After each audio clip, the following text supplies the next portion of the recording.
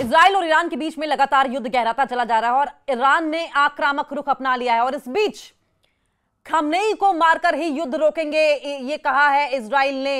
ये बड़ी धमकी इजराइल की ओर से दी गई है और इस बीच ईरान इजराइल युद्ध के बीच नेतन्याहू की सीधी धमकी यह है कि खमेनी को हम मारेंगे।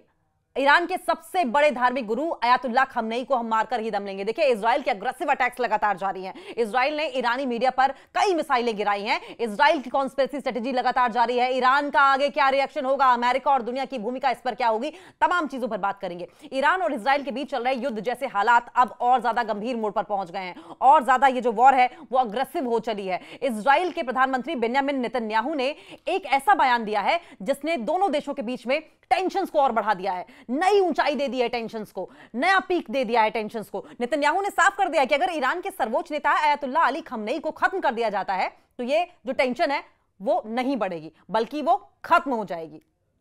इजराइल के प्रधानमंत्री बेंजामिन नेतन्याहू ने बड़ा बयान देते हुए कहा कि ईरान के सर्वोच्च नेता अयातुल्लाह अली खमेनी की हत्या से ही ईरान इजराइल युद्ध खत्म हो सकता है।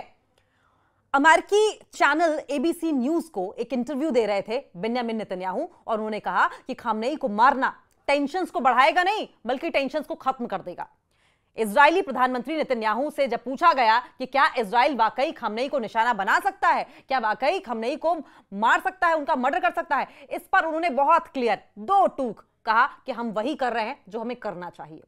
नेतन्याहू ने इस बात का भी दावा किया कि खमेनी ईरान के कट्टर सोच वाले और क्षेत्रीय आतंकवाद की जड़ हैं। यानी कि नेतन्याहू ने साफ ये कहा कि आतंकवाद के पीछे खमेनी का ही हाथ है, कट्टरवादी सोच खमेनी बढ़ा रहे हैं और ईरान को बर्बाद खमेनी कर रहे हैं और अगर उन्हें खत्म कर दिया जाए तो पूरा का पूरा सिस्टम हिल जाएगा और ये जो टेंशन चल रही है, टकराव चल रही है, वो रुक जाएगा। इजराइल की आक्रामक रणनीति जारी है।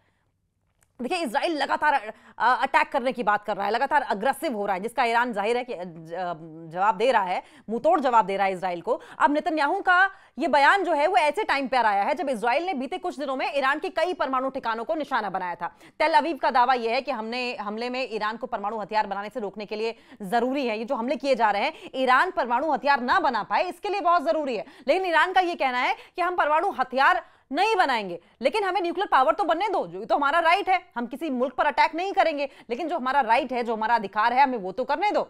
लेकिन इजराइल कहीं ना कहीं इनसिक्योर है। अब आपको बताएं कि इजराइल के अनुसार ईरान का परमाणु बम उसके अस्तित्व के लिए सबसे बड़ा खतरा है। यानी कि इजराइल की मौजूदगी, इजराइल बना रहे, इजराइल के अस्तित्व के लिए बड़ा खतरा है ईरान अगर परमाणु बम बना लेता है। और यही वजह है कि इजराइल लगातार रोक रहा है ईरान को कि वो परमाणु बम ना बनाए। नेतन्याहू के इस बयान के बाद राजनीतिक जो एक्सपर्ट्स हैं, जो पॉलिटिकल एक्सपर्ट्स हैं, उसमें यह बहस छिड़ गई है अब कि क्या इजराइल अब खमेनी को निशाना बनाने की दिशा में गंभीरता से कदम बढ़ा सकता है। क्या अब खमेनी टारगेट पर होंगे, क्या खमेनी को मार दिया जाएगा, क्या अब सीरियसली खमेनी को मारने के लिए प्लानिंग की जाएगी। अगर ऐसा होता है तो ये मिडिल ईस्ट में एक बड़े युद्ध की शुरुआत हो सकती है जिसमें अमेरिका, रशिया और कई मुस्लिम देश भी खिंच सकते हैं। इजराइल ने ईरानी मीडिया पर कई मिसाइलें बरसाई हैं। इजराइल ने ईरान के सरकारी मीडिया चैनल IRIB पर लाइव बुलेटिन के दौरान मिसाइल हमला किया जिससे कि एंकर को स्टूडियो छोड़कर भागना पड़ा। यह हमला तेहरान पर जवाबी कार्रवाई का हिस्सा था। हमले से पहले इजराइल ने इलाके को खाली करने की चेतावनी भी दी थी और लगातार यह कह रहा था इजराइल की इलाके को खाली करो नहीं तो हम मौत बरसाएंगे। अब ईरान का क्या रिटेलिएशन हो सकता है, ईरान का रिस्पांस क्या हो सकता है। ईरान की ओर से इस बयान पर आधिकारिक प्रतिक्रिया अभी तक नहीं आई है, अभी तक कोई ऑफिशियल स्टेटमेंट नहीं आया है। लेकिन अतीत के अनुभवों को देखते हुए, जो पास्ट में जो कुछ हुआ है उसको देखते हुए यह माना जा रहा है कि ईरान इस तरह की किसी भी कार्रवाई को सीधे वॉर मानेगा, सीधे वॉर की डिक्लेरेशन मानेगा। खमेनी ईरान की राजनीति और सेना के सबसे ऊंचे नेता हैं, वो मिलिट्री के और साथ साथ पॉलिटिक्स के सबसे बड़े नेता हैं। उन पर हमला पूरी ईरानी शासन व्यवस्था पर, पूरे सिस्टम पर सीधा अटैक माना जाएगा और फिर ईरान जो है वो रिटेलिएट भी करेगा। अब देखिए, अब ये सब जो चल रहा है इसमें अमेरिका और दुनिया की भूमिका क्या हो सकती है, अब किस तरीके से रोल निभाएगा अमेरिका और बाकी के जो कंट्रीज हैं वो क्या रोल निभाएंगे। दरअसल नेतन्याहू का ये बयान अमेरिका और पश्चिमी देशों के लिए भी मुश्किलें बढ़ा सकता है।